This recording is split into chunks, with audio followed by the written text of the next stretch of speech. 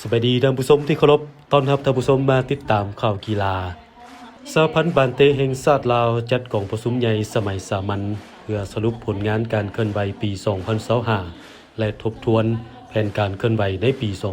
2026 กองประชุมดังกล่าวจัดขึ้นวันที่ 24 มกราคม 2026 ที่โรงแรมแลนด์มาร์คนครหลวงเวียงจันทน์ภายใต้การเป็นประธานของท่านวิเพชรศรีหาจักรประธานสหพันธ์บานเตแห่งชาติลาวให้เกียรติเข้าร่วมมีทานกิ่งมโนพรหมมหาไสยรองรัฐมนตรีกระทรวงศึกษาธิการและกีฬาท่านศรีจันทร์จิตตปัญญา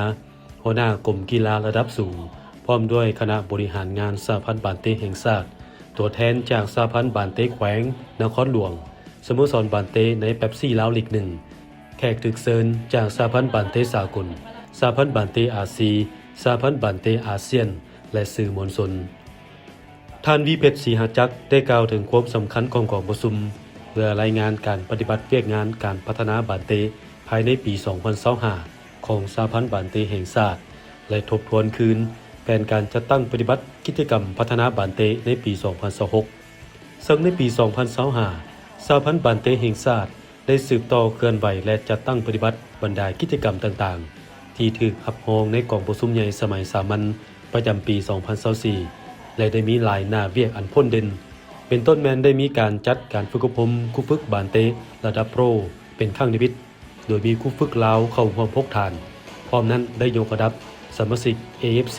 การรูทซาเตอร์เป็นระดับเงินภายหลังที่ได้ระดับทอง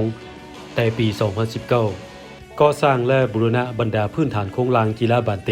โดยนำใส่ทุนช่วยเหลือจากสหพันธ์บานเตสากลสหพันธ์บานเตอาซีและสหพันธ์บานเตอาเซียน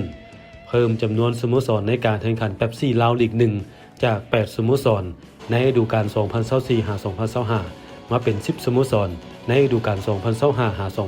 2025-2026 พัฒนาบุคลากรคนลาวที่สามารถเป็นผู้ฝึกสอนครูฝึกระดับ AFC และการฝึกอบรมของ FIFA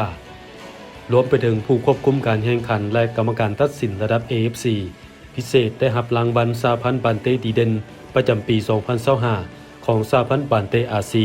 ประเภทรูบี้เป็นปีที่ 2 ติดต่อกัน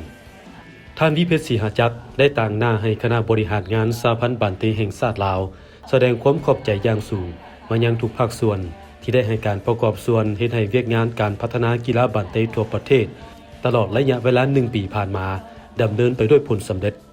ขอบใจฟีฟ่าสหพันธ์บานเตอาซีสหพันธ์บานเตอาเซียนที่ยามใดก็อยู่เคียงข้างและให้การช่วยเหลือด้านงบประมาณที่ประชุมยังได้รับฟังการรายงานการเคลื่อนไหวกิจกรรมพัฒนาบานเตของสหพันธ์บานเตแห่งชาติประจำปี 2025 รายงานการเคลื่อนไหวด้านการเงินประจำปี 2025 บทตรวจสอบบัญชีประจำปี 2024 นำเสนองบประมาณและกิจกรรมประจำปี 2026 พร้อมทั้งรับรองเอาแผนการเคลื่อนไหวดังกล่าวเพื่อให้สหพันธ์บานเตแห่งชาติไปจัดตั้งปฏิบัติภายในปี 2026 และรับรองบริษัทตรวจสอบบัญชีอิสระเพื่อมาตรวจสอบบัญชีการเงินของสหพันธ์บานเตแห่งชาติประจำปี 2025